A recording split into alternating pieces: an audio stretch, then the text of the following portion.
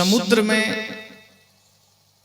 एक जहाज में काफी लोग सवार थे और उसमें एक संत भी सवार थे। अचानक जहाज चालक ने सूचना दी कि तेज हवा चल रही है, समुद्र की लहरें तेज हो रही है, खतरा बढ़ रहा है, कुछ भी हो सकता है। और वो पानी का जहाज हिलने डुलने लगा। लहरों की ताकत के आगे जहाज टिक ना सका, वो पूरा इधर से उधर होने लगा, डामाडोल होने लगा। सारे लोग घबरा गए कि अब किनारा बहुत दूर नहीं है, कहीं ऐसा तो नहीं हो जाएगा कि किनारा पहुंचने से पहले ये जीवन मृत्यु के किनारे पहुंच जाएगा। 50 लोग थे, सभी घबराने लगे, डर गए। स्वाभाविक है, मृत्यु सामने हो तो भय तो किसको नहीं होगा। जो निर्भय हो गया, समझना वो वही हो सकता है जिसने शरीर भाव से स्वयं को अलग कर लिया। पर जब तक शरीर को ही मैं मानकर हम जी रहे हैं, मृत्यु से भय तो होगी ही। सभी लोग घबरा गए, डरने लगे, एक दूसरे की तरफ देख करके चर्चा करने लगे, जोर जोर से चिल्लाने लगे। तभी नजर पड़ी एक संत पर, देखा कि इस जहाज में तो एक संत भी। तो लोगों ने कहा कि आप देख रहे हैं कितनी स्थिति खराब हो गई, अब जहाज डूबा तब थोड़ी ही देर में डूब सकता है, इतना तेज आंधियां चल रही है। कम से कम आप भगवान से थोड़ी प्रार्थना तो करिए।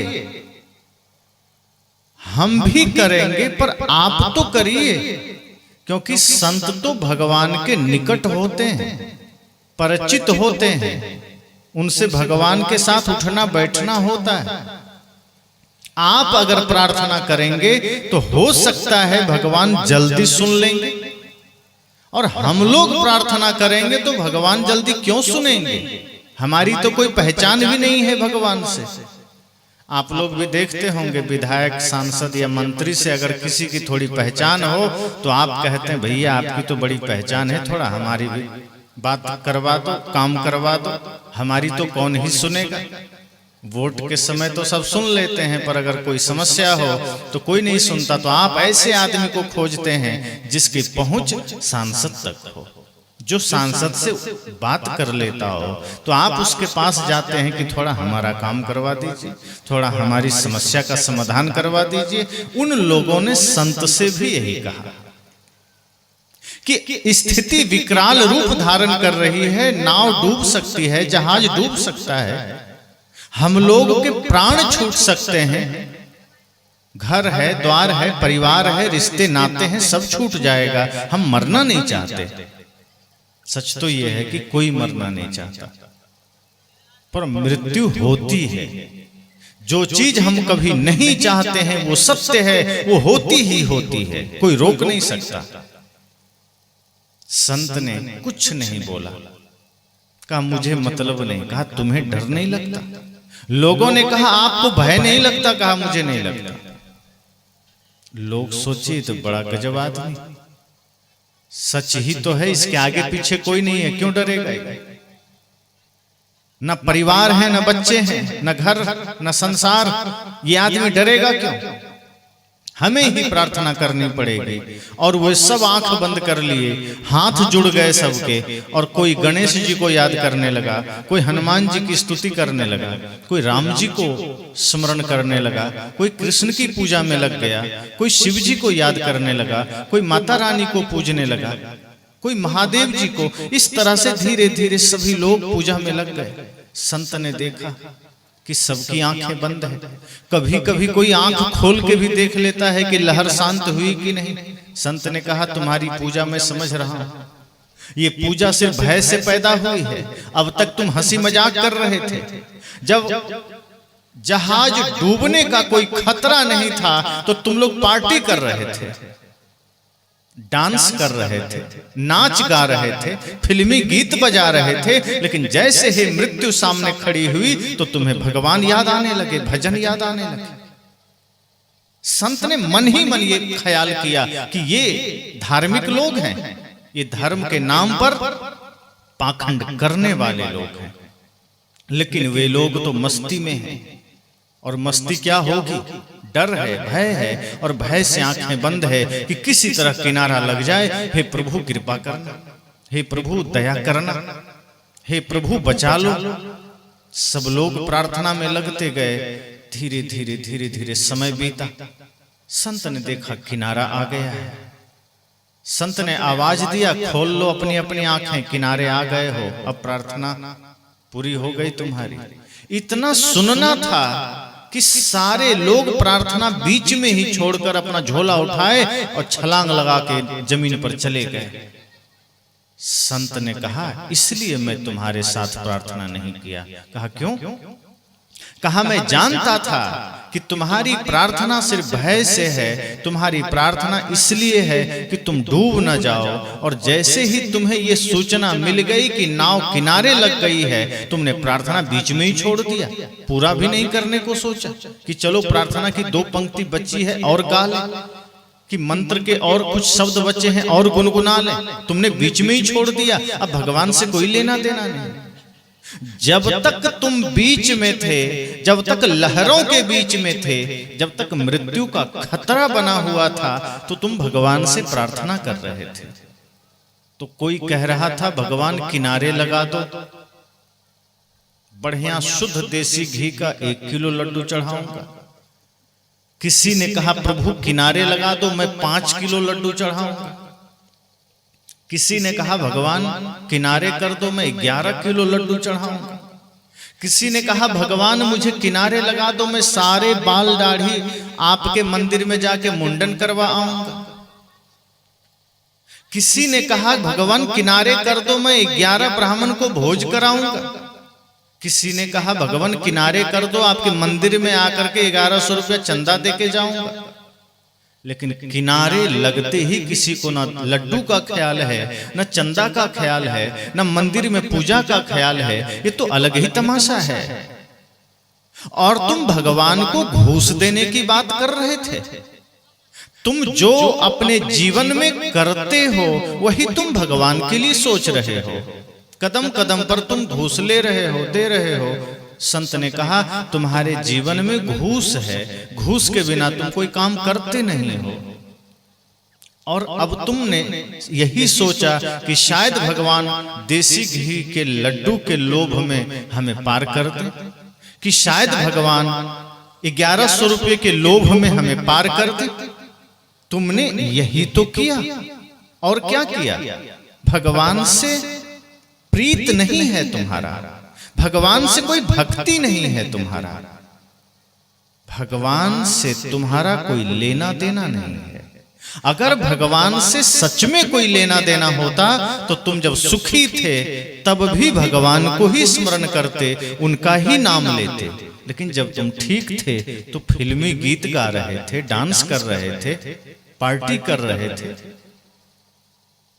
मांसाहार कर रहे थे। लेकिन जैसे ही मृत्यु सामने दिखी तो भगवान याद आ गए।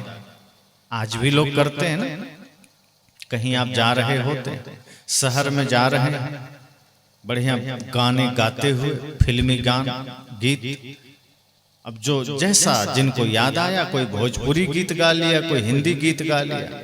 लेकिन जैसे ही शहर पार किए, कहीं सुनसान गली में पहुंच गए, अब चारों तरफ देखा अंधेरा है, सुनसान है, भय मन में हुआ।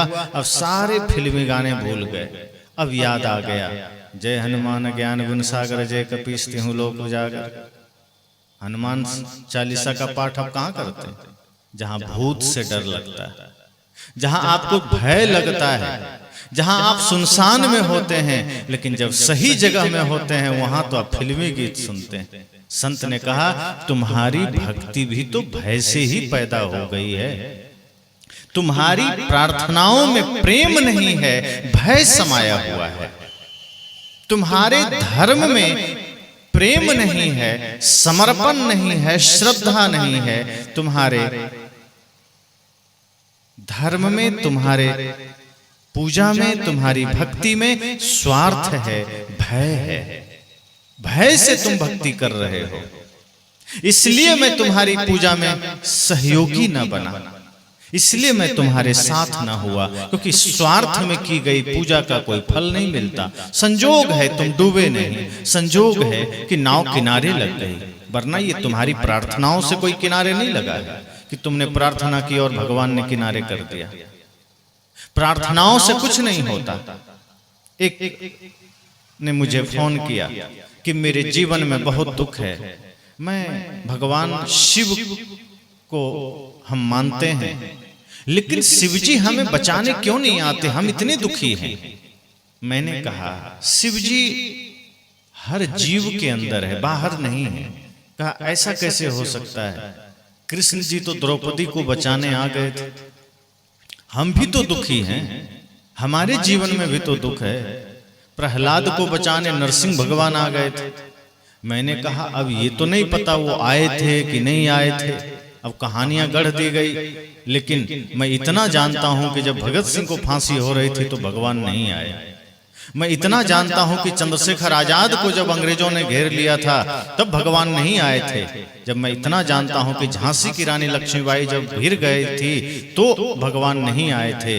गुरु गोविंद सिंह के 2 बच्चे जब दीवार में चुनवाए जा रहे थे तब भगवान दीवार फोड़कर नहीं आए थे। तो मैं कैसे मान लूं कि प्रहलाद के लिए वो खंबा फोड़कर आ गए होंगे।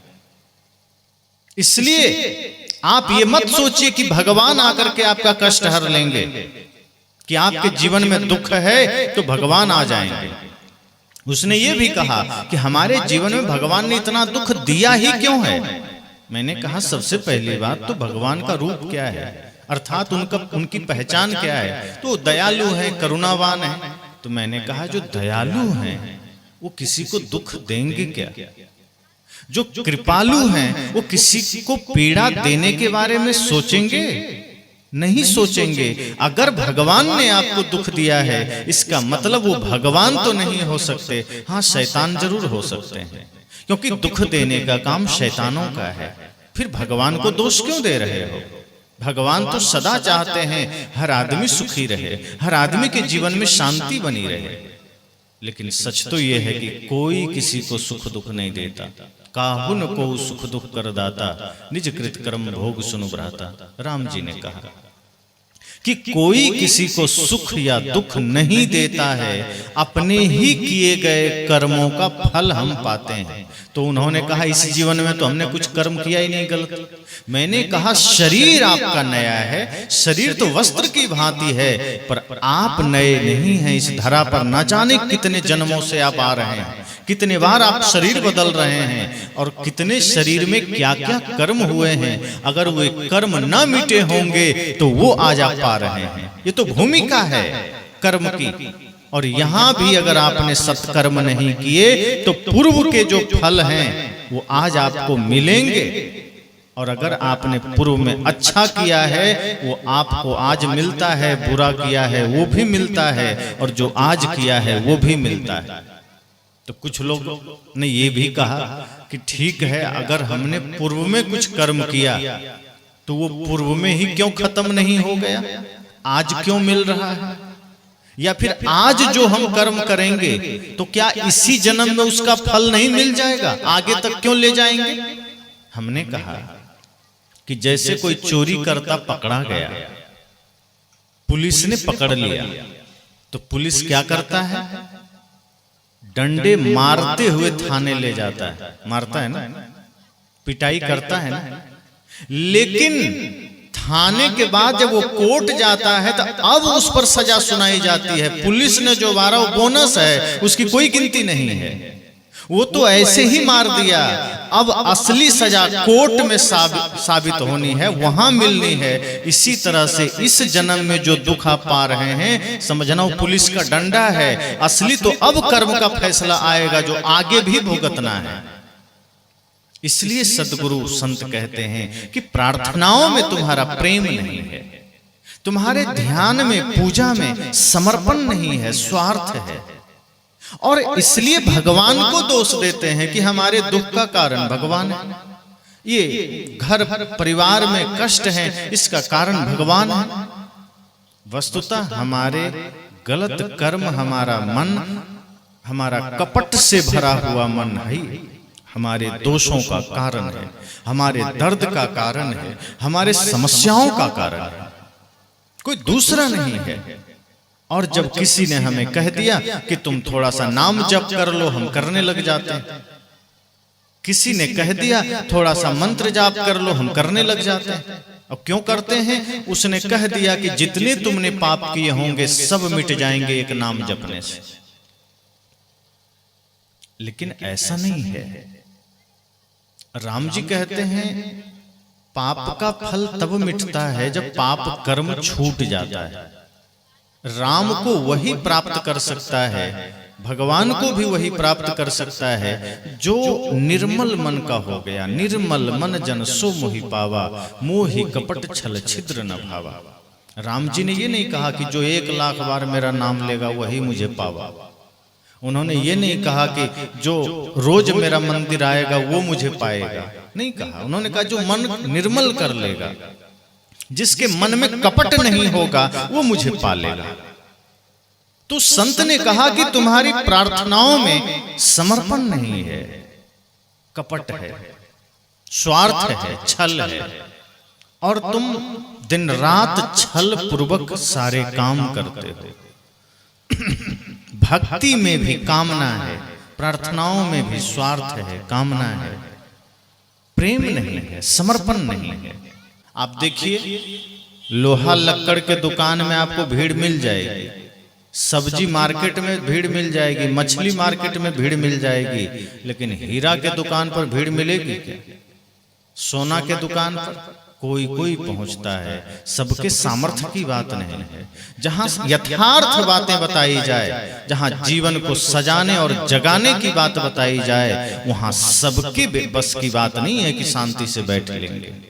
आज आदमी रेडीमेड चाहता है, सस्ता चाहता है कि हमको कुछ ना करना पड़े, गुरुजी वहीं से फूंक दें, मंत्र पढ़ के दे दें, तेल पढ़ के दे दें, जल पढ़ के दे दें।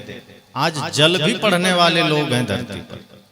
किताब तो ठीक से पढ़ नहीं पाते, वो जल पढ़ने में लगे, तेल पढ़ने में लगे, और उससे ठीक भी होता है आदमी। और ठीक क्या होता है? संयोग होता है, हर चीज का संयोग होता है, और संयोग को वो ऐसा प्रयोग मान लेता है कि मेरे कहने से, मेरे मंत्र से ठीक हुआ। ऐसा नहीं है। आपके जीवन में अगर कोई दुख है वो आपके तप से, आपके श्रम से ठीक होगा, कोई गुरु ठीक नहीं कर सकता। अगर कोई गुरु कहते हैं कि मेरे आशीर्वाद से तुम्हारे जीवन के सारे कष्ट ठीक हो जाएंगे, तो समझ जाना वो गुरु पक्का नहीं है। जो पक्का गुरु होंगे वो यही कहेंगे कि तू ध्यान कर, साधना कर, तपस्या कर, मन को निर्मल कर, दुख अपने आप मिट जाएंगे। बिना ध्यान के, बिना तप के, बिना सदचिंतन के, सत्संग के जीवन का दुख नहीं मिटेगा, सिर्फ आशीर्वाद से नहीं मिटता। किसी को प्यास लगी है, पानी देना पड़ेगा। आशीर्वाद दे दे कि जाओ तुम्हारी प्यास मिट जाएगी, मिटेगी क्या? नहीं मिटेगी। किसी को भूख लगी है और कितना बड़े गुरु के पास आप चले जाएं, गुरु ने आशीर्वाद दे दे, जाओ तेरा पेट खीर से भर जाएगा, भरेगा? खीर हो या सूखी रोटी हो, खाना पड़ेगा। इसलिए सत्संग में ये सोच कर आइए कि ये सत्संग मनोरंजन का जगह नहीं है, ये सत्संग आत्मरंजन की जगह है, जहां आपके जीवन की वास्तविकता से परिचय होना होता है, जहां आप जीवन के रहस्य को जानते हैं कि ऐसी कौन सी भक्ति हम करें जिससे मुक्ति का मार्ग प्रशस्त होगा। ये आडंबर वाली भक्ति से तो कुछ भी नहीं होगा, और बंधन बनते चले जाएंगे और जाल बनते चले जाएंगे, जीवन में परिवर्तन नहीं आएगा। और आप तो देख रहे हैं, अगर बाहर की पूजा से कुछ होता तो आप लोग तो साक्षात गंगा के किनारे में हैं, सब लोग को तुरंत मुक्ति मिल जाती। गंगे तो दर्शनार्थ मुक्ति, गंगा के दर्शन मात्र से मुक्ति हो जाती है, ऐसा मानते हैं लोग। लेकिन ऐसा होता तो गंगा के आप किनारे हैं, गंगा में जितने जीव हैं सब तुरंत मुक्त हो जाते। मुक्ति गंगा में रहने से या गंगा के किनारे बैठने से नहीं मिलती। मुक्ति मिलती है मन के विकारों को मिटाने से, मुक्ति मिलती है जीवन के दोषों को मिटाने से, मुक्ति मिलती है मन को निर्मल करने से। अगर आपने मन को निर्मल किया है वही मुक्ति की अवस्था है। कोई जरूरी नहीं कि आप केदारनाथ में जाके बैठे तो मुक्ति मिलेगी। हाँ, ये बात है कि वो जगह अच्छी है, पवित्र है, साधना के लायक है। शायद वहां आपको वातावरण भी ऐसा मिल जाए कि आप ध्यान कर सकें, लेकिन सिर्फ जगह अच्छी होने से मुक्ति नहीं मिलेगी। आपकी तैयारी भी होनी चाहिए, आपका मन भी वैसा होना चाहिए, आपके जीवन में भी वो प्यास होनी चाहिए कि हमें मुक्ति के मार्ग तक जाना है। तो मैंने कहा कि सत्संग में आप हैं तो सत्संग को साधारण मत समझिए। भगवान कृष्ण ने गीता का संदेश अर्जुन को अकेले सुना दिया। वो नहीं देखे कि कौन है, नहीं है, कितनी भीड़ है। श्रोता एक ही हो लेकिन वो अर्जुन जैसा सुनने वाला हो। बहुत भीड़ लगा दी और सब आपस में ही वार्तालाप कर रहे हैं तो समझना वो सत्संग में व्यवधान आप कर रहे हैं। और संतों ने कहा है कि जैसे पहले के राक्षस होते थे तो यज्ञ विध्वंस कर देते थे, सत्संग में विध्वंस पैदा करते थे। अगर आज आपके द्वारा ये भूल हो गई तो आपको वही पाप लगेगा जो राक्षसों को लगता था। इसलिए कभी भी सत्संग में जाइए, शांति से जिज्ञासा से बैठिए कि हमें 10 मिनट ही अगर समय है 10 मिनट ही बैठेंगे, जबरदस्ती मत बैठिए। अगर आपके पास पर्याप्त समय है, श्रद्धा है, आप 2 घंटे बैठिए। लेकिन अगर लग रहा है कि नहीं हमें 10 मिनट बैठना है, शांति से बैठिए, साधक की भांति बैठिए। अपनी दृष्टि वक्ता की तरफ रखिए, चेतना एकाग्र रखिए, मन शांत रखिए और उन बातों को हृदयंगम करिए, उतारिए। और जब लगे कि हमें जाना है, शांति से चुपचाप उठ के निकल जाइए। आपके जाने और आने से किसी को व्यवधान ना हो, तब समझना आपने सत्संग में सहयोग दिया। इसलिए मैंने कहा कि संत बड़े ही बारीकी से उन लोगों को एक एक सवाल किया कि तुम स्वार्थ में प्रार्थना कर लिए, तुमने स्वार्थ में भगवान को घूस देने का वचन दे दिया और अब जब जहाज किनारे लग गया तो तुम्हारी प्रार्थनाएं रुक गई। तुमने जो लड्डू के वादे किए थे लड्डू भूल गए। अब तुम सब सोच रहे हो कि अब क्या चढ़ाना, अब तो किनारे लग गए। जैसे कई बार कोई आदमी कहीं फंस गया विषम परिस्थिति में तो भगवान से बड़ी बड़ी प्रार्थनाएं करता है कि प्रभु मुझे बचा लो। अगर तुमने बचा लिया तो मैं मंदिर बनवा दूंगा, तो प्रसाद बंटवा दूंगा, भंडारा करवा दूंगा। एक आदमी पेड़ पर किसी तरह चढ़ गया। अब ऊपर चढ़ तो गया जैसे तैसे, लेकिन ऊपर से जब नीचे देखा तो उसके तो हड्डी कांपने लगी। अब उतरेंगे कैसे, जैसे तैसे तो चढ़ गए। अब ऊपर से नीचे देखते ही घबराहट हो गई। अब वो सोचता है, हे प्रभु एक बार मेरे ऊपर कृपा कर दो। अगर मैं नीचे उतर गया 1 लाख रुपया अभी मंदिर में जाके दान करूंगा। अब आदमी को क्या लगता है कि मैंने भगवान से प्रार्थना की और थोड़ा हिम्मत किया कि अगर भगवान को मैंने 1 लाख का वचन दिया है तो हो सकता है मुझे कुछ नहीं होगा, मैं उतर जाऊंगा। तो धीरे धीरे प्रयास किया, हिम्मत आई क्योंकि लगा भगवान बचा लेंगे। अपना ही आत्मविश्वास जगा भगवान के नाम पर, भगवान तो क्या ही बचाएंगे। तो फिर धीरे धीरे वो नीचे आया। बहुत हद तक नीचे जब आ गया तब देखता है कि अब तो लगता है काफी नीचे आ गए हैं। 1 लाख रुपया कुछ हम ज्यादा बोल गए हैं, अभी थोड़ा सा है नहीं पैसा, इतना हम दे नहीं पाएंगे। और वैसे भी भगवान को 1 लाख रुपए की क्या जरूरत है, उनको तो बहुत लोग चढ़ाता होगा। हम बोल गए उत्साह में, इतना नहीं हो पाएगा, भगवान क्षमा करना। 51,000 तो बिल्कुल चढ़ा देंगे अगर हम सही सलामत उतर गए तो। देखिए आधा उतरा नहीं कि भगवान से डिस्कस चलने लगा, बिजनेस बुद्धि, व्यापार वाली बुद्धि वो वहां भी चल रही है। उसके बाद संकल्प लिया कि भगवान क्षमा करना, 1 लाख तो नहीं, आपको वैसे भी जरूरत नहीं है, क्या करोगे, हम गरीब आदमी। अगर हम सही सलामत उतर गए, पक्का बोल रहा हूं 51,000 दे दूंगा। उधर से कोई भगवान नहीं है जो बोले कि तुमने झूठ बोला, नहीं हम नहीं उतारेंगे। मन ही मन उत्तर भी बना लिया कि चलो भगवान ने मानो स्वीकार कर लिया। अब फिर प्रयास किया, धीरे धीरे हिम्मत से उतरने लगा। अब लगभग 25% बचा। अब देखता है कि अब तो हम बहुत निकट आ गए हैं। कहा 51,000 कोई ज्यादा नहीं हो गया, इतना भी हम दे पाएंगे क्या? और भगवान इतना का भी क्या करेंगे? और वैसे भी भगवान को देने वाले बहुत हैं, 11,000 में भी तो काम बन सकता है। भगवान ही तो हैं, सब पर करुणा करते हैं, हम 11,000 ही दे लेंगे। का भगवान क्षमा करना, जल्दी उत्साह में, डर में, भय में बोल गए 51,000, क्षमा करना, हम 11,000 पक्का आपको चढ़ा देंगे, कृपा करना हम सही सलामत उतर जाएं। फिर प्रयास किया, धीरे धीरे उतर गया। अब एकदम लगभग उतरने ही वाला था, आधा मतलब 10% बचा। तब कहता है 11,000 भगवान, इतना भी देना जरूरी है क्या?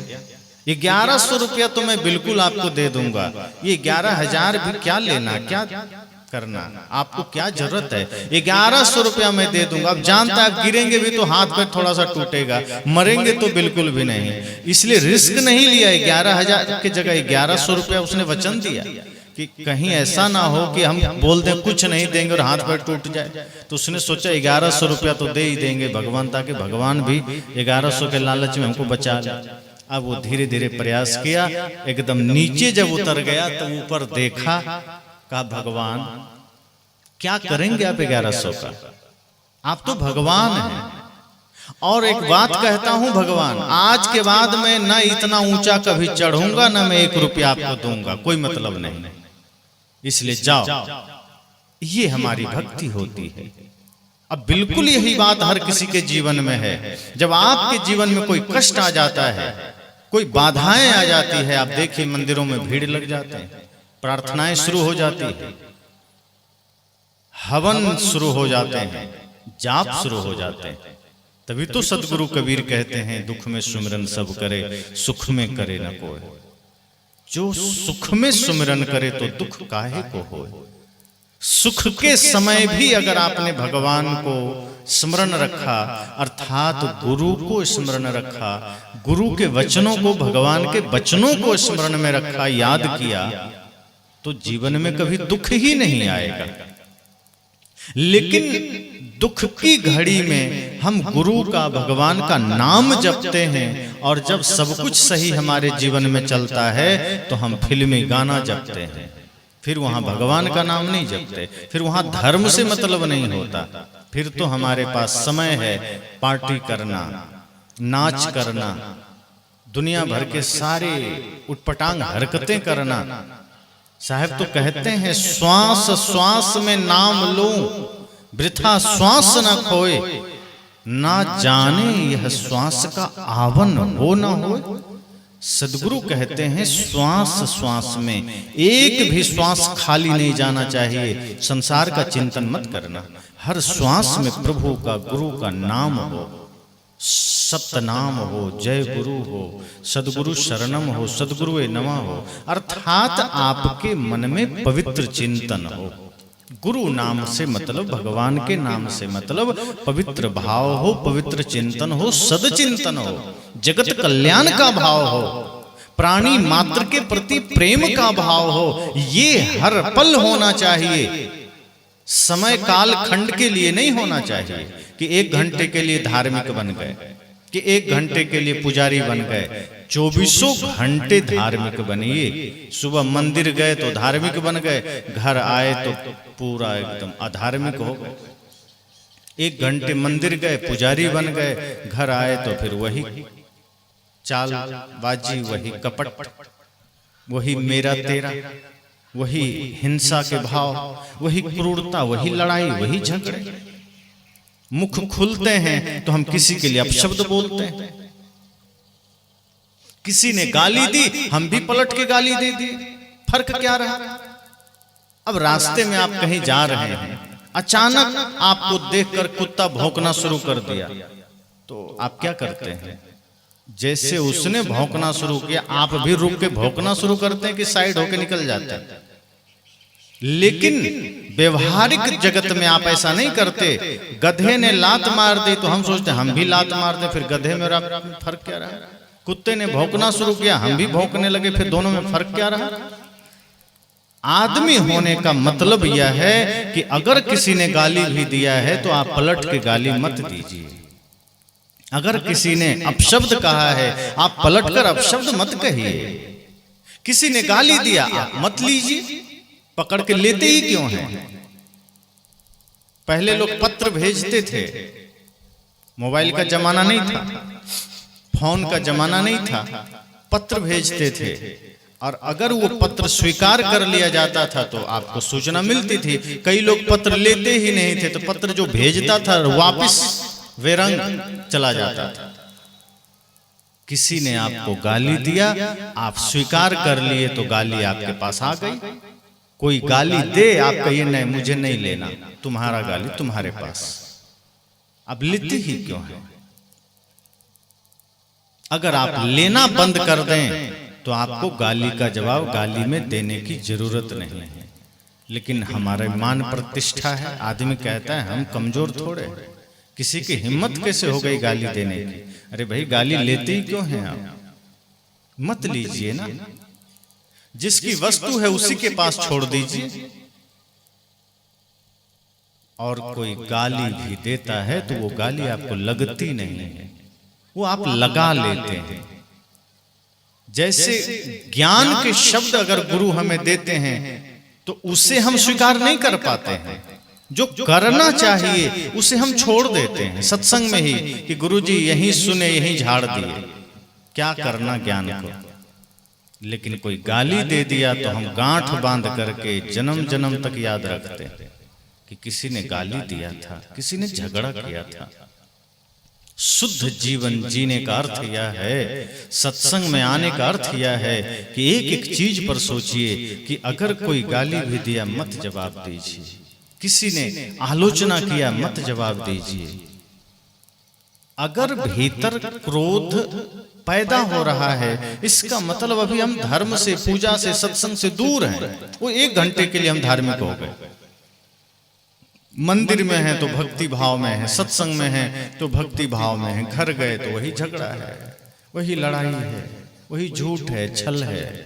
तो जीवन में समझना कि सत्संग भी एक तरह से बाहर बाहर ही चल रहा है। संत ने कहा कि तुम्हारी पूजा बाहर से चल रही है, तुम्हारा सत्संग बाहर से चल रहा है, तुम्हारी प्रार्थना बाहर से चल रही है। वो भीतर कहां प्रवेश किया? जिस दिन प्रार्थना भीतर प्रविष्ट हो जाएगी उस दिन स्वार्थ में कुछ भी नहीं होगा। अभी तो आप अपने बच्चे की सेवा भी स्वार्थ में करते हैं। अधिकांश लोग क्या सोचते हैं कि अगर मेरा बच्चा बढ़िया पढ़ लिख जाएगा, नौकरी पा जाएगा तो बुढ़ापे में मेरी सेवा करेगा, यही तो सोचते हैं। किसी ने ये सोचा कि वो करे न करे सेवा उसकी बात, मेरा फर्ज है, मेरा कर्तव्य है, मेरा धर्म है, हम उसको पढ़ा देंगे। और मैं क्या पढ़ाऊंगा? उसका है, उसको दे देना है, मैं तो माध्यम हूं। अगर एक पिता या माँ ये सोच ले कि मेरे बेटे के प्रति जो मेरा कर्तव्य है मैं सिर्फ उसको निभा रहा हूं या हम उसको निभा रहे हैं, उसकी बात वो जाने, उसकी इच्छा हो करे सेवा, ना करे हमें कोई दिक्कत नहीं। जिस दिन आपने निस्वार्थ भाव से सेवा किया वो सेवा कभी भी विफल नहीं जाएगी, फिर बुढ़ापे में आपको रोना नहीं पड़ेगा। सेवक आपको तैयार मिलेगा, आपकी सेवा जरूर होगी। द्वार पर कोई भिक्षुक आया, आपने दान दिया और आपने सोच लिया भगवान देखो मैंने दान किया, इसका बढ़िया फल मुझे मिल जाए। अगर ये कामना कर लिया वो दान का फल वहीं खत्म हो गया। सदगुरु कहते हैं आप कुछ भी करिए, कामना मत करिए। यहां तो एक एक पूजा में हम कामना कर लेते हैं। ठीक से हम मंदिर भी नहीं जा पाते, हम पहले से ही सोच लेते हैं कि हम तो मंदिर जा रहे हैं, भगवान कृपा करना हमको वैकुंठ मिल जाए। यहां एक दिन भूखा आपको रहना पड़ जाए, आप उसको भी उपवास और व्रत मान लेते हैं कि चलो आज मैंने भूखा रह लिया, भगवान देखो कृपा करना। भगवान कृपा क्यों करेंगे? आप भूखे रह लिए, क्या हो गया भगवान को उससे? क्या उनको कोई लाभ मिल गया भगवान को जो आपको आशीर्वाद दे देंगे? कितने जानवर 5-5 दिन भूखे रह जाते हैं, क्या सबको कृपा बरस जाएगी? कोई जानवर नहीं कहता मैं व्रत रहा हूं, मैं उपवास रहा हूं।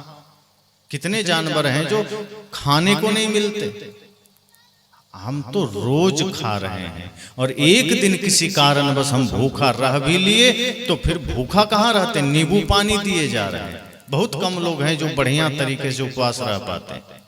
कई लोग तो उपवास के नाम पर सिर्फ नमक का भोजन त्याग करते हैं, फल इतना खा लेते हैं, कोई 4 दिन ना खाए तो नहीं पचेगा, चलता रहेगा, लेकिन नाम हो जाएगा हमने व्रत कर लिया, हमने उपवास कर लिया।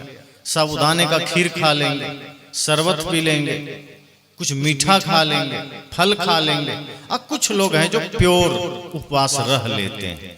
इससे शरीर को लाभ तो है, लेकिन आपके भूखा रहने से ये कोई धार्मिक कृत्य नहीं हो गया कि भगवान खुश हो जाएंगे। भगवान खुश कब होते हैं? जब शरीर से मतलब नहीं है उनको, मतलब है जिस दिन आपका मन क्रोध से रहित हो जाएगा, जिस दिन आपका मन हिंसा से रहित हो जाएगा, अर्थात जब आपकी यात्रा हिंसा के मार्ग पर बंद हो जाए। यही तो कहा था बुद्ध ने अंगुलीमाल को, जब अंगुलीमाल ने कहा कि ठहर जाओ, तो बुद्ध ने कहा पलट करके कि मैं तो ठहर गया हूं, तुम कब ठहरोगे? अंगुलीमाल को हैरानी हुई कि चल तो ये रहा है, उल्टा मुझे कह रहा है ठहर जाओ, मैं तो रुका हुआ हूं। कूद कर सामने आया, कहा क्या बात कर रहे हो, चल तुम रहे हो, मुझे कह रहे हो तुम ठहर जाओ। बुद्ध ने कहा कि तुम्हें दिख रहा होगा मेरे कदम चल रहे हैं, ये शरीर चल रहा है, पर मैंने शरीर की बात नहीं की है, मेरा मन रुक गया है। अब मैं हिंसा के रास्ते पर नहीं हूं, अब मैं क्रोध के रास्ते पर नहीं हूं, अब मैं अन्याय के मार्ग पर नहीं हूं, अब मैं छल कपट चोरी हिंसा व्यभिचार के रास्ते पर नहीं हूं, अब मैं प्रेम के मार्ग पर हूं, अब मैं भक्ति के मार्ग पर हूं। लेकिन मैं तुम्हें देख रहा हूं कि तुम हिंसा के मार्ग पर दौड़े चले जा रहे हो, तुम कामना के मार्ग पर दौड़े चले जा रहे हो, तुम छल कपट के रास्ते पर दौड़े चले जा रहे हो। तुम बता तू कब रुकेगा? पहली बार किसी ने झकझोरा था, उसको होश आ गया कि सच में मैं हिंसा के मार्ग पर दौड़ रहा हूं, सच में मैं कपट छल के मार्ग पर दौड़ रहा हूं, चोरी के मार्ग पर दौड़ रहा हूं, व्यभिचार के मार्ग पर दौड़ रहा हूं। इसी तरह से हमारी भी यात्रा दिन रात छल कपट के रास्ते पर है, दिन रात कचड़े में हम जा रहे हैं। तो अगर आप चाहते हैं सच्चे अर्थ में उपवास हो जाए, सच्चे अर्थ में व्रत हो जाए, तो मन को साध लीजिए, इंद्रियों को वश में कर लीजिए। सदगुरु कबीर तो कहते हैं कि आप अगर सच्चे अर्थ में एकादशी व्रत करना चाहते हैं, तो एकादशी व्रत का मतलब ये नहीं कि उस दिन आप भूखा रह जाइए। अगर एकादशी व्रत करना है तो 5 कर्मेंद्रियां, 5 ज्ञानेंद्रियां और 1 मन, इन सबको वश में कर लेना, 11 को समझना एकादशी व्रत हो गया। यही सच्चा एकादशी व्रत है, जब आपकी इंद्रियां सध जाए, आपका मन सध जाए। मन ही तो सारे कुराफात करता है, झगड़े का कारण भी मन है, सारी बीमारी का कारण मन है, और यही हमारा भागा चला जा रहा है। सदगुरु कहते हैं इसे वश में कर लो, व्रत हो गया। किसी ने गाली दिया और आपके मन से गाली का जवाब गाली नहीं निकले, समझना आपका व्रत हो गया। और यदि व्रत कर रहे हैं, पूजा कर रहे हैं, और किसी ने गाली दी और बदले में गाली दे दिया, तो पूजा खत्म। क्या पूजा किया, क्या व्रत किया? अगर जीवन में स्थिरता ना आई, अगर अभी भी गाली का जवाब गाली से दे रहे हैं, तो क्या व्रत किया, क्या प्रार्थना किया? प्रार्थना का मतलब तो यह है कि आपको किसी ने अगर कटु भी कहा, तो आपके मुख से कटु ना निकले, आपके भीतर से प्रेम के ही शब्द निकले।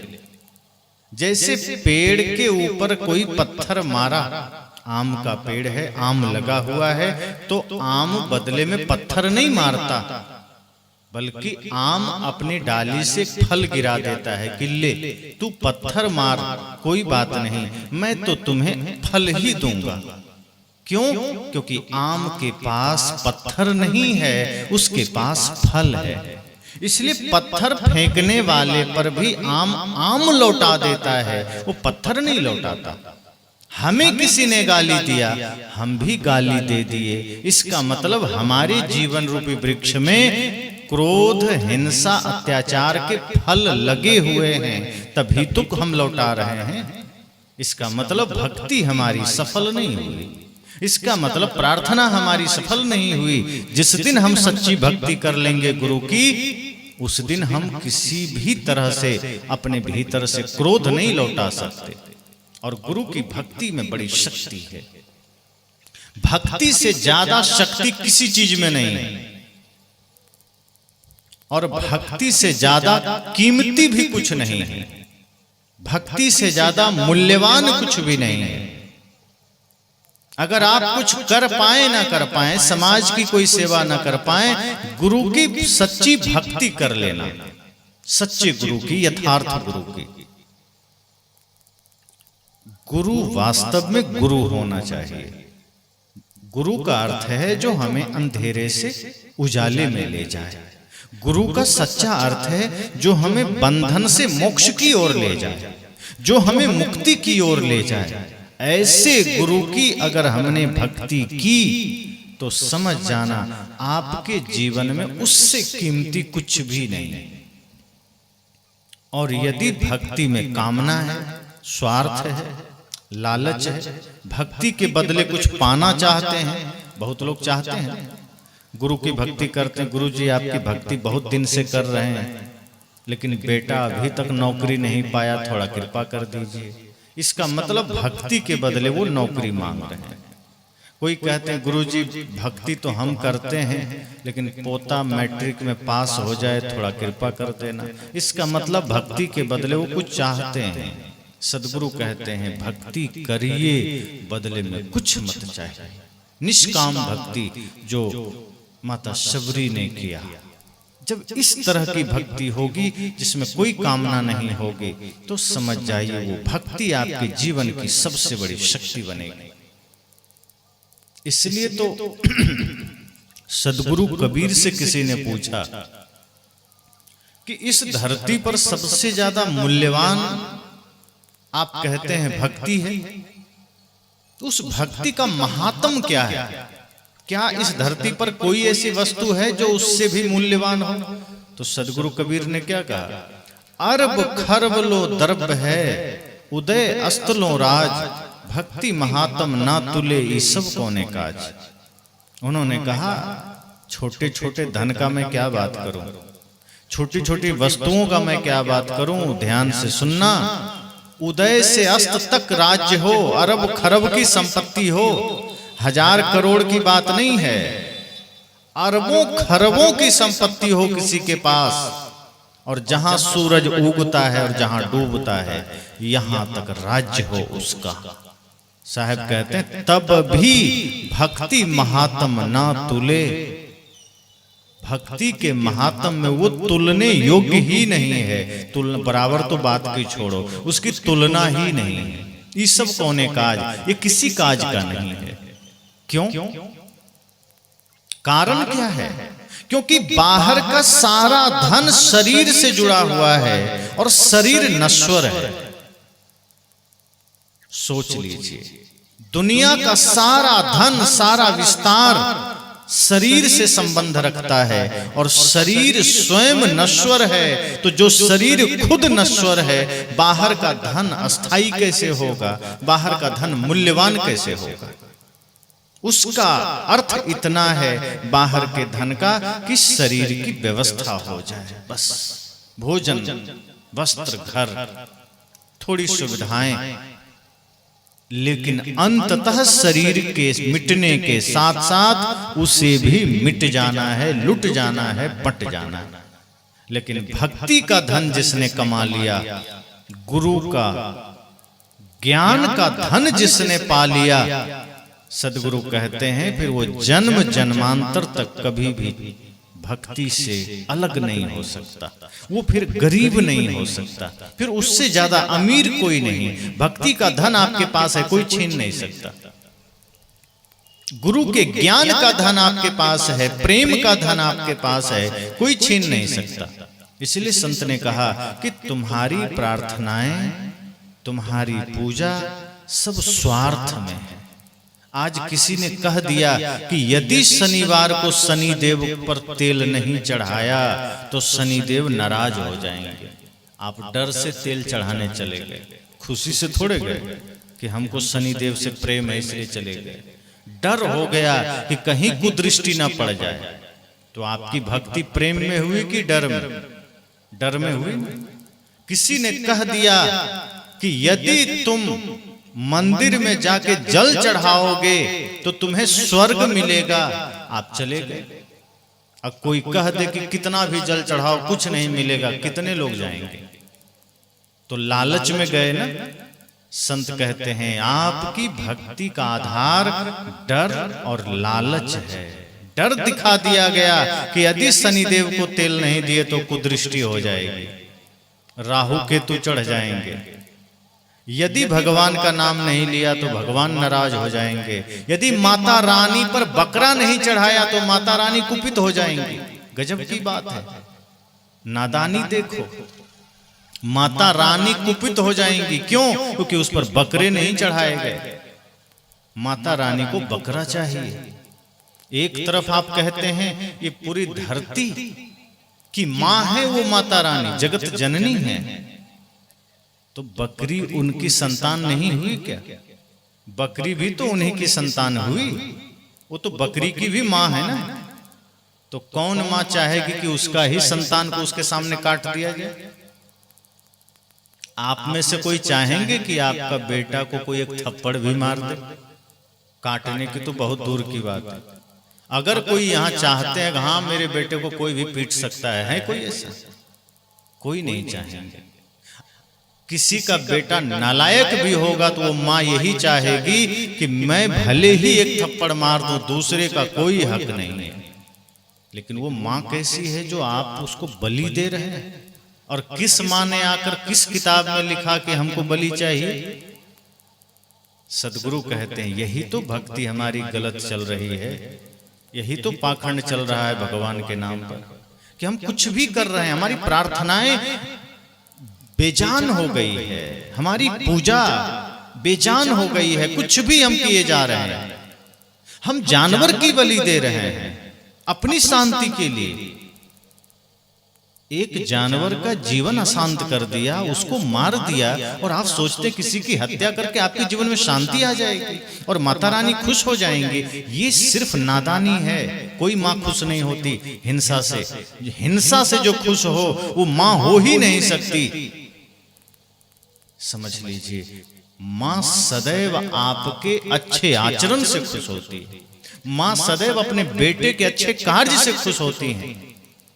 और यदि चढ़ाना है कुछ तो कहा गया है कि बलि सबसे प्रिय चीज की दी जाती है, तो सबके लिए बकरी ही प्रिय है। इतना प्रेम करते हैं बकरी से कि बकरी कोई चढ़ा दिए। सबसे प्रिय तो आपको अपना बेटा है, चढ़ा दीजिए। और उससे भी प्रिय आपको अपना प्राण है, खुद को चढ़ा दीजिए। कितने लोग राजी हैं, लेकिन बकरी चढ़ाने में दौड़ पड़ेंगे। बकरी चढ़ाना है। अब बेचारी बकरी का कोई दोष नहीं, पत्ता खा रही थी। किसी का कुछ खाया था क्या? हरी हरी पत्तियां बेचारी खा रही थी। अचानक उसके गर्दन काट के अपने माता रानी को चढ़ा दिया। सदगुरु कहते हैं जो तोहरा के सांचा देवा तो खेत चरत क्यों नहीं ले जाए। अगर वो देवता को, उस माता को बकरी ही खाना था, वो आपको मैसेज क्यों भेजा? वो तो सामर्थ्यशाली है, चरते हुए खेत से ही खा लेती बाघ की तरह। आपके थ्रू क्यों भेजा? और माँ ने तो लिया भी नहीं, आपके घर में गया, आपने खाया, नाम लगा दिया माता का। माता बलि नहीं लेती। और सही अर्थ जानिए बलि का, तो बलि का अर्थ है बलिदान कर देना। अर्थात अपनी बुराइयों को, अपनी नासमझियों को, अपने क्रोध को, अपने अहंकार को गुरु के चरणों में, माँ के चरणों में चढ़ा दीजिए। यही बलि देना है, यही बलिदान हो जाना है। राष्ट्र के लिए अपने प्राण न्यौछावर कर दीजिए, यही बलिदान होना है। अपनी बुराइयों को गुरु के चरणों में चढ़ा दीजिए, यही बलि देना है। तो हमारी प्रार्थनाएं तो झूठ पर खड़ी है, हमारी पूजा झूठ पर खड़ी है। हम मंदिर जाते हैं, मंदिर के लिए नहीं जाते हैं, भगवान के लिए नहीं जाते हैं। हमें राम से कोई लेना देना नहीं है, हमें कृष्ण से कोई लेना देना नहीं है, हमें अपने स्वार्थ से मतलब है। इसलिए कृष्ण की पूजा आप कर लेते हैं, राम की पूजा कर लेते हैं। अगर राम से मतलब होता तो जीवन भी राम जैसा होता, जीवन रावण जैसा नहीं होता। अगर कृष्ण से मतलब होता तो आपके जीवन में भी कृष्ण का प्रेम उतर आता, लेकिन नहीं, जीवन में तो कंस का कर्म उतर आया है। बस नाम हम कृष्ण का लेते हैं। इसलिए संतों ने कहा हमारी पूजा स्वार्थ में आ गई। पूजा हमारे प्राणों से नहीं है, समर्पण नहीं है, पूजा में स्वार्थ है, भय है, लालच है। आज कहीं मंदिर है, कई जगह तो ऐसे जगह लोग मंदिर बना देते हैं, कहीं थोड़ा सा पत्थर दिखा, किसी ने सिंदूर लगा दिया, अब उसी में पूजा शुरू हो गई, मंदिर बन गया। डर हो गया कि अगर हम यहाँ प्रणाम किए बिना निकल गए तो कहीं भगवान नाराज ना हो जाए। अब भगवान इतना देखने के लिए बैठे हैं कि कौन आदमी प्रणाम किया नहीं किया, उस पर हम नाराज हो जाए। भगवान इतना ज्यादा स्वार्थी है कि आपके थोड़ा सा प्रणाम न करने से आपको नरक भेज देंगे। अरे भाई, आप अच्छे काम करिए, अच्छा जीवन जिए, भगवान को इतनी फुर्सत है कि वो आपके ऊपर नजर गड़ा के बैठे। और जब इतना सोचते हैं तो जब किसी से छल करते हैं तब क्यों नहीं सोचते कि भगवान देख रहे होंगे? जब किसी से व्यभिचार करते हैं तब क्यों नहीं सोचते कि भगवान देख रहे होंगे? जब किसी के गर्दन पर छुरी चलाते हैं तब क्यों नहीं सोचते हैं कि तब भी भगवान देख रहे होंगे? हम बुराइयों के समय भगवान को भूल जाते हैं। कोई पाप करना हो हम भगवान को भूल जाते हैं, गाली देना हो भगवान को भूल जाते हैं। जब गाली दीजिए ये स्मरण रखिए कि ये गाली भगवान भी सुन रहा होगा। स्मरण रखिए कि आपका अगर कदम शराब खाने की ओर जा रहा है तब भी भगवान देख रहा होगा। अगर आपका कदम जुआ के अड्डे पर गया है तब भी भगवान देख रहा होगा। लेकिन हम तब नहीं सोचते, किसी को दुख दे रहे हैं तब भी भगवान देख रहा होगा। तो मंदिर जब जाते हैं तब तो लगता है कि भगवान देख रहे हैं, हम आए हैं मंदिर, भगवान एक बार देख रहे हैं। लेकिन जब गलत करने हम कहीं जाते हैं तब हम भूल जाते हैं कि तब भी देख रहे हैं। तो हमारी प्रार्थना ही अगर ऐसी हो जिसमें स्वार्थ हो, छल हो, तो कहां से वो प्रार्थना हुई? प्रार्थना तो ऐसी हो जिसमें कोई स्वार्थ ना हो, कोई भय ना हो, कोई लालच ना हो, निस्वार्थ हो। गुरु की पूजा ऐसी हो जिसमें कोई स्वार्थ ना हो। एक बड़ा ही रोचक कहानी संत जन कहते हैं कि एक नदी के पार एक शिव जी का मंदिर था। तो एक पुजारी प्रतिदिन नदी पार करके जाते, शिव जी के ऊपर पुष्प चढ़ाते, जल चढ़ाते और लौटाते। एक दिन उन्होंने देखा कि उस मंदिर में उसके पूजा करने के जस्ट बाद, तुरंत बाद एक पागल जैसा दिखने वाला इंसान, थोड़ा लग रहा था जैसे विक्षिप्त है, बुद्धि काम नहीं करती, वो एक डंडा लेके मंदिर चला गया। तो पुजारी तो फूल चढ़ाता था, दूध चढ़ा दिया, जल चढ़ा दिया, अगरबत्तियां जला दिया, सिर झुका के चला आया। लेकिन वो आदमी जो हल्का सा पागल जैसा था, वो मंदिर गया तो भगवान की मूर्ति में 3 डंडे मारा। पुजारी हड़बड़ा गया, का ये कौन आदमी है? वो बाहर आया, कि तुम नासमझ हो, भगवान को मार रहे थे। उस लड़के ने कहा तुम चुप रहो, ये मेरा और भगवान के बीच का मामला है, हम भगवान से निपट लेंगे, तुम जाओ अपना घर। सोचा कहीं हमको भी 2-3 डंडा ना धर दे। चलो भाई, चलने में ठीक। वो चला गया। फिर दूसरे दिन आया, फिर पूजा किया, फिर जैसे ही वो निकला देखा वो लड़का फिर गया, फिर 3 डंडा मार दिया मूर्ति में। कहीं लगता है गजब आदमी है, मैं पूजा करता हूँ, फूल चढ़ाता हूँ, डंडे मारे जा रहा है। अब की बार उसने कहा भाई तुम डंडे क्यों मारते? कर मैंने कहा ना मेरा भगवान का मामला, हम आपस में बात कर लेंगे, तुम कौन होते बीच में बोलने वाला? कहा सच बात है भाई, कहीं इसके साथ उलझने में हम भी 4 डंडे ना खा जाए। वो चुप हो गया, कहा जाओ भाई भगवान समझें, हम क्या करें। इस तरह से उसका पूजा चलने लगा। तो पुजारी पूजा करता, फूल चढ़ा के, दूध चढ़ा के, अगरबत्ती जला के, और वो लड़का डंडे मार के पूजा करता। कहा ये मेरा पूजा है, मैं डंडे मारूंगा, ये मेरा नियम है, मेरा पूजा है। तुम अगरबत्ती जलाओ, मैं डंडे ही मारूंगा। पुजारी सोचता है भगवान इसको कठोर दंड देंगे, ये डंडे मार रहा है, ये पागल हो गया है। संजोग की बात, एक दिन तेज बारिश हुई, नदी में पानी बहुत ज्यादा, बाढ़ आ गई, पानी उफान पर। जैसे आपके बगल की नदी में, गंगा में पानी उफान पर आ जाए, कौन हिम्मत करेगा उस पर जाने? तो जैसे ही पुजारी आया, उसने देखा नदी तो उफनती जा रही है, पानी अथाह, हिम्मत ही ना हुआ कि नदी में उतर करके उस पार जाएं और शिव जी की पूजा करें। तो उसने क्या किया, इसी पार से इसे जल ढार दिया और हाथ जोड़ लिया, प्रभु जीवन रहा तो फिर पूजा कर लेंगे, कहीं नदी में उतरे और मर गए तो पूजा कौन करेगा आपका? इसलिए आज इसी पार से स्वीकार कर लीजिए, हम उस पार नहीं आ सकते, जिंदा बचेंगे तो आपकी पूजा करते रहेंगे। इतना कह करके वो खड़ा हो गया। तभी वो लड़का आ गया। वो सोचा भाई हम भी रोज 3 डंडे मारते हैं, नदी में पानी है, आज हम क्या करें? ये तो यहीं से पूजा कर लिए, हम यहां से डंडा कैसे मारें? एक बार मन में आया कि पुजारी भगवान का पूजा करता है, इसी को 3 मार लें क्या? फिर सोचा नहीं, इसके मारने से तो वहां पहुंचेगा नहीं, जाना ही पड़ेगा। वो लगा दिया छलांग नदी में। प्राणों का मोह नहीं किया, ध्यान नहीं किया कि मैं मर जाऊंगा। उसने सोचा मैं प्रतिदिन 3 डंडे मारता आया हूं, मेरी ये श्रृंखला खंडित नहीं होनी चाहिए, ये भक्ति मेरी होनी चाहिए। वो उसी को भक्ति मान रहा था। उतर गया। पुजारी सोचता है सच में पागल है, आज ये मरेगा, अच्छा है मर जाए, वरना क्या पता कभी मेरे को भी लगा देता डंडे।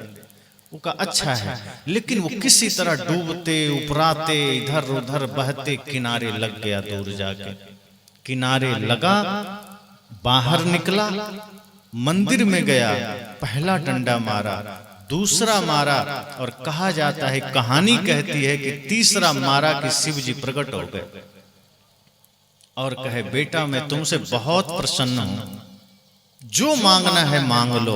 अब तो पुजारी हड़बड़ा गया, कहा ये क्या नाइंसाफी, बचपन से मैं पूजा कर रहा हूं, आज नहीं आया तो भगवान भी गजब के, इसी पार से कर लिया तो ये डंडे मारने वाले को वरदान दे रहे हैं, सुनाई दे रहा था। ये यहीं से चिल्लाया प्रभु ये आप क्या कर रहे हैं? आप उस आदमी को वरदान देंगे, वो तो रोज डंडे मारता था। अरे मैं पुजारी हूं, आप कहीं कंफ्यूज तो नहीं हो गए? मैं पूजा करता आया हूं, मैं जल चढ़ाता आया, मैं बेलपत्र चढ़ाता आया, मैं सब कुछ किया। ये आदमी तो सिर्फ आपको डंडे मारा और हमको भी कभी कभी लगाता था हमको मार देगा, और आप इसी को देने के लिए तैयार हो गए। तो भगवान ने देखा, कहा तुम पुजारी हो? कहा प्रभु मैं आपका पुजारी हूं, मुझे वरदान दीजिए। शिव जी ने कहा तुम्हारी पूजा का तो आज ही प्रमाण मिल गया कि जब प्राणों की बाजी लगाने आई तब तुम उसी पार रुक गए। भले ही ये डंडे मारता था, लेकिन हमसे इतना इसको लगाव हो गया कि उस डंडे मारने के लिए भी इसने प्राणों का मोह नहीं किया, नदी में छलांग लगा दिया। मैं इसके समर्पण से खुश हूं, इसलिए मैं इसे वरदान दे रहा हूं। तुम्हारे पास समर्पण नहीं है, तुम्हें भय हो गया प्राणों का, तुमने मुझ पर भरोसा भी नहीं किया कि मैं भगवान की पूजा के लिए जा रहा हूं, भगवान के लिए अगर मुझे मरना भी पड़े तो कोई बात नहीं। तुम प्राण को बीच में ले आए, स्वार्थ को बीच में ले आए। इस व्यक्ति ने तो अपने प्राणों का मोह ही छोड़ दिया। इसकी भक्ति सच्ची है, भले ही डंडे क्यों ना मारे। अर्थ यह नहीं है कि कल से आप लोग जाके मंदिर में डंडे मारना शुरू कर दें, ये कहानी का भाव नहीं है। यह कहानी का अर्थ इतना ही है कि समर्पण जरूरी है, आपकी प्रार्थनाओं में निष्कामता जरूरी है, लगन जरूरी है, भगवान से गुरु से प्रेम जरूरी है। ऐसा नहीं कि कोई बाधा आ गई तो चलो भाई अब कल सत्संग कर लेंगे, कि कोई विपत्ति आ गई तो अब नहीं करेंगे बाद में देखेंगे, कि थोड़ी कोई समस्या आ गई तो कल पूजा कर लेंगे, कल ध्यान कर लेंगे। संत कहते हैं नहीं, कितनी भी विपत्ति आए सत्संग कभी छूटना नहीं चाहिए, क्योंकि बाहर की विपत्तियां तो आएंगी जाएंगी, लेकिन अगर सत्संग छूट गया तो अगला जन्म नरक में जाने से कोई रोक नहीं सकता है। आप ये संसार के धन दौलत सोने चांदी कितना भी इकट्ठे कर लेंगे, इस धन से आप स्वर्ग तो नहीं जा सकते, परम शांति तो नहीं पा सकते, लेकिन अगर भक्ति आपने कमाई है, गुरु की भक्ति का धन आपने पाया है, तो आपका जीवन यहां भी स्वर्गमय होगा और आगे भी आप भक्ति का ही जीवन पाएंगे। कहते हैं ना, भक्ति बीज पलटे नहीं, जो जुग जाए अनंत, ऊंच नीच घर जन्म भय, भय संत के संत। भक्ति का ऐसा बीज है कि वो आपको पुनः भक्त ही बनाकर भेजेगा। इसलिए मैंने कहा कि प्रार्थना हो, भक्ति हो, स्वार्थ नहीं होना चाहिए। हमें भगवान से प्रेम कहाँ है, गुरु से प्रेम कहाँ है। मंदिर भी हम स्वार्थ के लिए जा रहे हैं, तीर्थ भी हम स्वार्थ के लिए जा रहे हैं, सिर्फ पाप कटाने के लिए। अगर गंगा से प्रेम हो तो गंगा को हम साफ रखेंगे, लेकिन गंगा से प्रेम नहीं है। किसी तिथि पर हम नहाने चले गए, किस लिए? किसी ने कहा आज तुम अगर गंगा नहाओगे तो पाप से मुक्ति मिल जाएगी, तो पाप धोने आप गए हैं। आप ये सोचकर नहीं गए कि माँ गंगा को शुद्ध रखना। जिन देशों में नदियों की कोई पूजा नहीं होती, उन देशों की नदियां इतनी शुद्ध है कि आप उसका जल पी सकते हैं, नहाना तो छोड़िए, हो तो छोटी बात है। लेकिन जिस देश में आपने नदियों को माँ का दर्जा दिया है, वहां नहाने में भी आज नौबत आ गई है कि कैसे नहाए, इतना गंदा आपने कर दिया। आपने से मतलब आप लोगों की बात नहीं है, ये हरिद्वार के बाद से ही गंगा को हमने गंदा करना शुरू कर दिया। शहरों का सारा कचरा उसमें हम डाल रहे हैं, दुनिया भर की गंदगी हम डाल रहे हैं। नदी को यदि माँ का दर्जा आपने दिया है, ठीक है, जब बोर नहीं हुआ करते थे, कुआं भी नहीं हुआ करते थे, तो इस संपूर्ण सभ्यता को नदियों से ही पीने का जल मिलता था। ये नदियां ही हमारे जीवन के लिए हमारी प्यास बुझाती थी। समस्त उपयोगी चीजों के लिए जो भी जरूरी काम होते थे, उसमें जल की हर जगह आवश्यकता होती थी, उसकी पूर्ति नदियों से होती थी। इसलिए हमारे भारत के ऋषियों ने नदियों को माँ का दर्जा दिया, क्योंकि माताएं भी वात्सल्य हृदय में धारण करती हैं। माँ का दर्जा इसलिए दिया कि पुत्र के लिए माँ के हृदय में करुणा होती है, पुत्र का लालन पालन करती है, पुत्र को अपना थोड़ा खा करके पूरा भोजन देती है। तो ऋषियों ने कहा कि ये नदियां हमारे जीवन को सींचती है, इसलिए ये माँ है। लेकिन हमने उस माँ के साथ क्या किया? उसको इतना गंदा बना दिया कि पीना तो छोड़ो, वहां खड़ा होना भी दुर्लभ हो गया, दुष्कर हो गया। आज यमुना नदी की हालत देखिए। जो लोग दिल्ली जाते हैं, सब आजकल जाते हैं, आप जहां तहां यमुना नदी किनारे खड़े हो जाइए, आप ऐसे कपड़ा बंद कर लेंगे, आप खड़ा नहीं हो पाएंगे। किसने वो हालत कर दिया? एक तरफ आप यमुना को माँ कह रहे हैं, गंगा को माँ कह रहे हैं, दूसरी तरफ उसमें गंदगी भी डाल रहे हैं। ये भक्ति है क्या? यही पाखंड है कि हम सिर्फ गंगा का सम्मान इसलिए कर रहे हैं कि एक दिन अगर पूर्णिमा के दिन नहा लेंगे तो हमारा पाप कट जाएगा।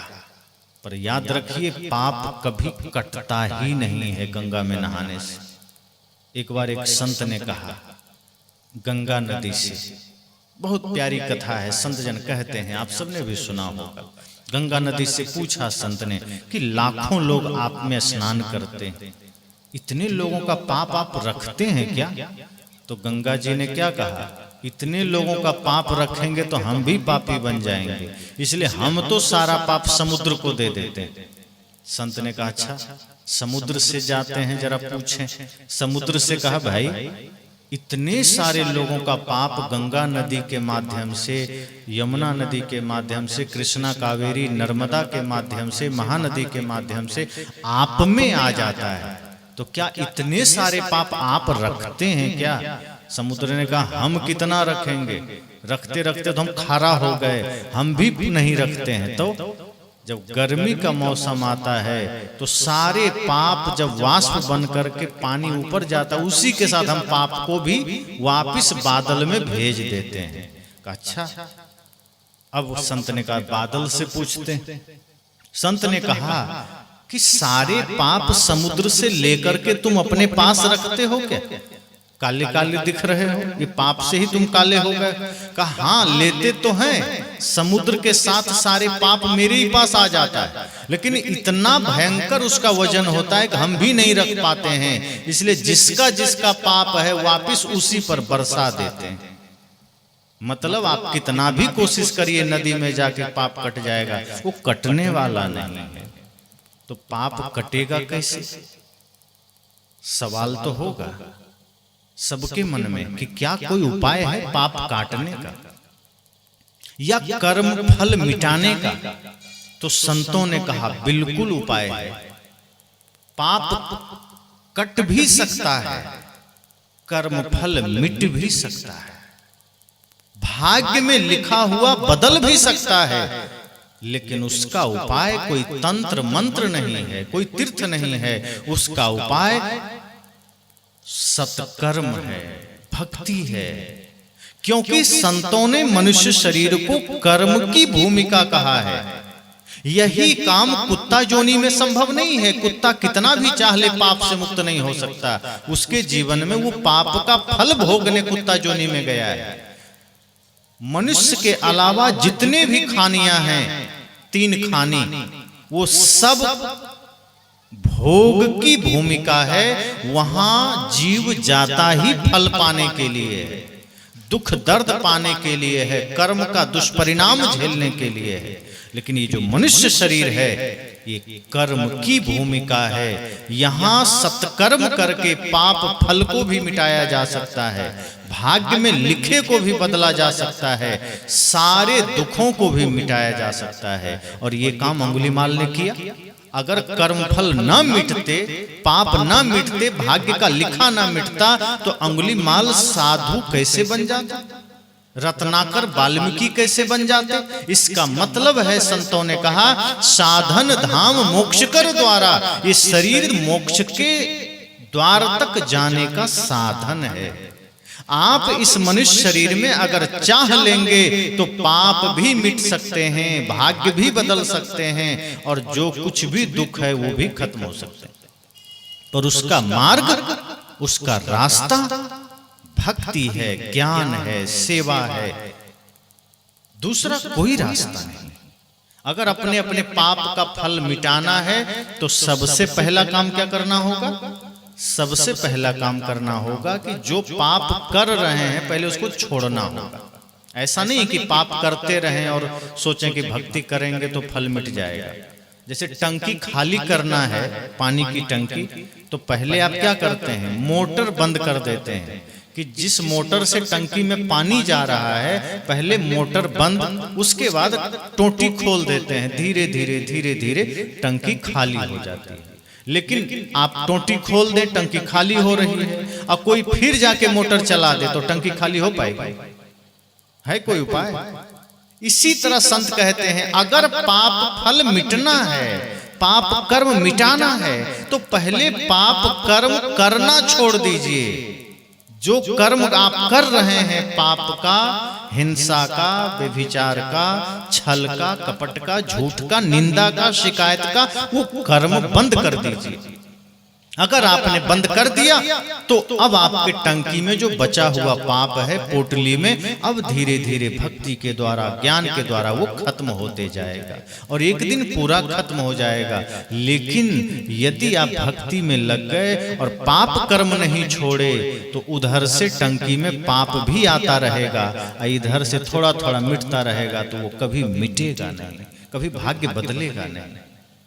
जो वीर पुरुष होते हैं वो अपने भाग्य को भी पुरुषार्थ से बदल देते हैं। ऐसा नहीं कि जो एक बार लिख गया, भाग्य में लिखता कौन है? कोई भगवान थोड़े लिखते हैं। लोगों को ये भी लगता है कि हम सबका भाग्य भगवान ने लिखा है। कोई भगवान ने आपका भाग्य नहीं लिखा है। अगर भगवान किसी का भाग्य लिखेंगे तो इतना घटिया लिख देंगे, क्या उनको लिखना नहीं आता है? कुछ भी लिख देंगे। सबके भाग्य में दुख लिख देंगे, दर्द लिख देंगे, पीड़ा लिख देंगे। अरे भगवान अगर किसी का भाग्य लिखेंगे वो तो बढ़िया लिखेंगे ना, वो तो दिव्य लिखेंगे। दरअसल हर आदमी अपना भाग्य खुद ही लिखता है। अब ये भी सवाल हो सकता है कि जब हम खुद ही लिखते हैं तो हम गलत क्यों लिखते हैं? क्योंकि हम लिखते इतनी बेहोशी में हैं, हमें पता ही नहीं रहता हम लिख क्या रहे हैं। अब आप चोरी करने जाते हैं, कोई भी व्यक्ति, तो क्या होश में है? और जो आदमी चोरी कर रहा है वो क्या है? भाग्य ही तो लिख रहा है। भाग्य क्या है? आपका किया हुआ कर्म का परिणाम भाग्य बनता है। कोई आदमी शराब खाने पर जा रहा है, बेहोशी में ही तो जा रहा है, होश में थोड़े जा रहा है। कोई आदमी हिंसा करने जा रहा है, बेहोशी में ही तो जा रहा है। जो आदमी होश में रहेगा वो किसी जीव की हत्या कर पाएगा? बेहोशी में हिंसा हो रही है, बेहोशी में कोई नशा कर रहा है, बेहोशी में मांस खा रहा है, बेहोशी में माता पिता को गाली दे रहा है, बेहोशी में भाई से बंटवारा ले रहा है, बेहोशी में पड़ोसियों से झगड़ा कर रहा है, बेहोशी में ही छल कपट निंदा शिकायत कर रहा है। और ये जितना कर्म है वही सब भाग्य बनता है। अर्थात आपने अपना भाग्य खुद लिखा है और लिखा है बेहोशी में। अगर होश में लिखते तो कभी भी भाग्य इतना गलत नहीं होता। इसलिए ये मत सोचे कि किसी भगवान ने भाग्य लिखा, आपने खुद लिखा है। और आप चाहें तो अपने भाग्य को बदल सकते हैं, लेकिन उसका रास्ता यही है कि परम पुरुषार्थ करना होगा, निस्वार्थ भक्ति करनी होगी, मन निर्मल करना होगा। मनसा वाचा कर्मणा, अर्थात मन वचन और हमारे कर्म पवित्र होंगे तो धीरे धीरे वो पाप कर्म भी कट जाएंगे, इसी जन्म में कट जाएंगे। जैसे हजारों साल से किसी गुफा में अंधेरा है, वहां किसी ने कभी दिया जलाया ही नहीं, हजारों लाखों साल से। और आप अगर चले जाएं और वहां एक दिया जला दें तो कितना देर लगेगा अंधेरा दूर होने में? 1 सेकंड भी नहीं लगेगा। दिया जला, अंधेरा मिटा। अब अंधेरा तो लाखों साल से था, हजारों साल से था। उस अंधेरे को मिटाने में क्या लाखों साल लगेंगे? हजारों साल लगेंगे? दिया जला और हजारों साल का अंधेरा उसी समय मिट गया। ऐसे ही हमारे मन में, हमारे जीवन में हजारों बुराइयां हो, हजारों पाप कर्म हो, लेकिन भक्ति का दिया जला और वो सारे पाप नष्ट हो जाएंगे, वो सारी बुराइयां नष्ट हो जाएगी। लेकिन भक्ति का निश्चल हो दीप, छल नहीं हो, कपट नहीं हो, स्वार्थ नहीं। तो निस्वार्थ भक्ति जब होती है, निष्कपट भक्ति जब होती है, तो समझना जीवन में सारे पाप, सारे कष्ट मिट जाते हैं। इसलिए मैंने कहा भक्ति जिस दिन निस्वार्थ हो जाएगी, प्रेम जिस दिन निस्वार्थ हो जाएगा, हमारा सत्संग जिस दिन कामना रहित हो जाएगा, जिस दिन हमारी पूजा निश्चल हो जाएगी, कोई स्वार्थ नहीं, कोई कामना नहीं, उस दिन सारी अंधियारी मिटेगी, हृदय की सारी गंदगी मिटेगी। फिर हम पाप नहीं करेंगे, वरना पाप करते रहेंगे, भक्ति करते रहेंगे, अर्थ कुछ नहीं होगा, कोई लाभ नहीं। पूरा जीवन निकल जाएगा, कोई लाभ नहीं होगा। इसलिए तो इतने लोग भक्ति कर रहे हैं, लाभ कहाँ मिलता है? बहुत से लोग आते हैं, कहते हैं मैं तो 5 साल से सत्संग से जुड़ा हूं, लाभ नहीं मिला। एक ने कहा मैं तो 20 साल से भक्ति कर रहा हूं, कोई लाभ नहीं मिला। मैंने कहा भक्ति करने से अगर आप लाभ बोल रहे हैं कि नहीं मिला, तो हम ये जानना चाहेंगे कौन सा लाभ नहीं मिला। का अभी तक हमारा झोपड़ी है, महल नहीं बना, अभी तक हम साइकिल में चल रहे हैं, गाड़ी नहीं आई, तो मैंने कहा भक्ति करके आप क्या चाहते हैं, स्कॉर्पियो खरीद लें? भक्ति करके क्या सोचते हैं आप, बढ़िया टाइल्स मार्बल वाला घर बना लें? अगर भक्ति करके ये सब मिलता तो माता शबरी की भक्ति तो बड़ी निश्चल थी, वो तो राजमहल बना लेती। भक्ति से आपको संसार का धन नहीं मिलेगा, भक्ति से आपको दुनियादारी का ऐश्वर्य नहीं मिलेगा। भक्ति शाश्वत है, अर्थात वो कभी मिटती नहीं है। फिर आप उससे क्या सोचते हैं, संसार का धन मिलेगा जो छूटने वाला है? संसार का धन तो आज है कल छूट जाएगा। तो भक्ति करके आप संसार का धन चाहते हैं? भक्ति करके आप वो घर चाहते हैं जो कभी भी धराशायी हो जाएगा? आप रहेंगे सदा उस घर में, आपने घर बनाया, आज आप हैं उस घर में, आप गारंटी देते हैं कि आप सदा उस घर में रहेंगे? मृत्यु जिस दिन आएगी आपको निकलना पड़ेगा और उस घर का फिर मालिक आपका बेटा बनेगा। लेकिन क्या वो बेटा रहेगा सदा? मृत्यु आएगी, उसको भी निकलना पड़ेगा, पोता मालिक बनेगा, लेकिन पोता भी सदा रहेगा क्या? मृत्यु आएगी, उसको निकलना पड़ेगा, उसका बेटा रहेगा, ये क्रम चलता रहेगा।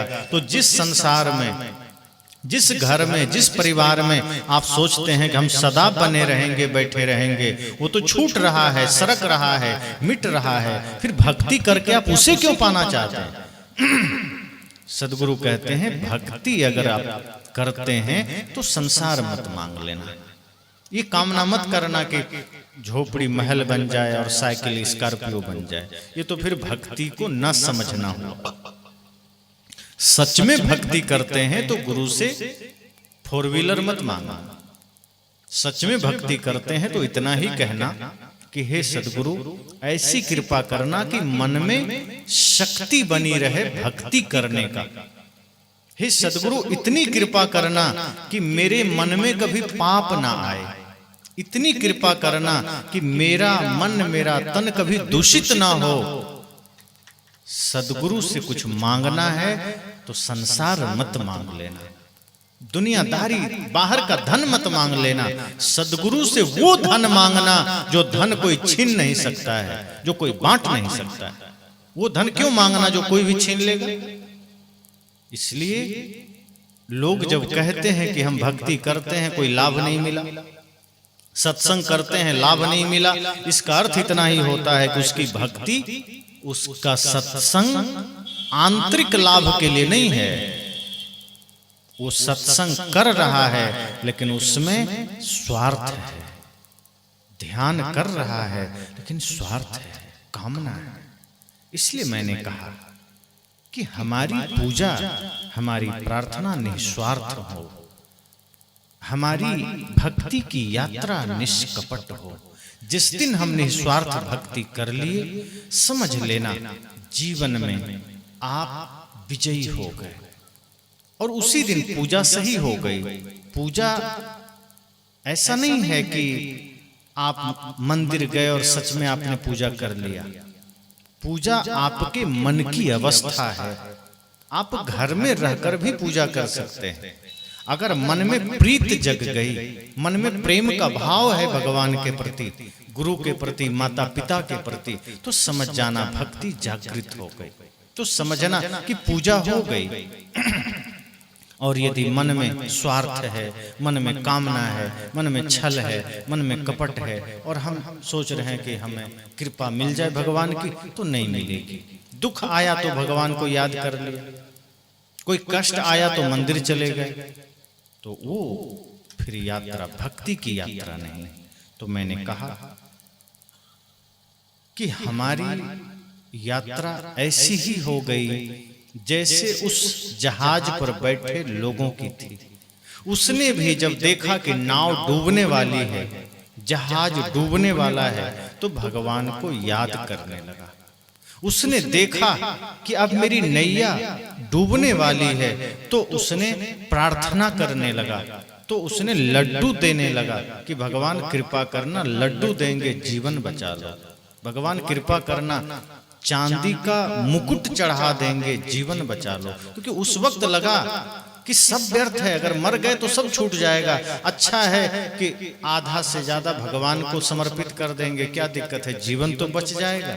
लेकिन जब बच जाता है तब सोचता है भगवान को धन का क्या काम, क्या देना भगवान को, क्या जरूरत है भगवान को। ठीक है, गच्छ लिया, स्वीकार कर लिया, आ करके कल एक आध लड्डू चढ़ा देंगे। ये हमारी भक्ति है, भगवान के लिए थोड़े है, अपने प्राण को बचाने के लिए है, अपने स्वार्थ के लिए है। और ये भक्ति नहीं है, ये लालच है।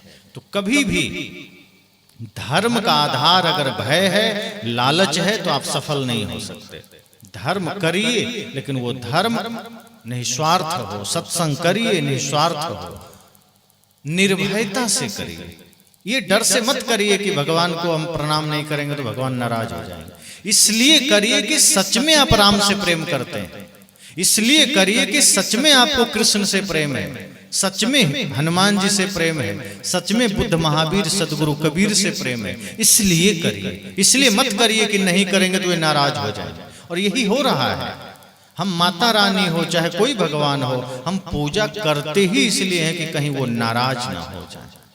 और दूसरी बात इसलिए करते हैं कि करने से मुझे स्वर्ग मिल जाएगा।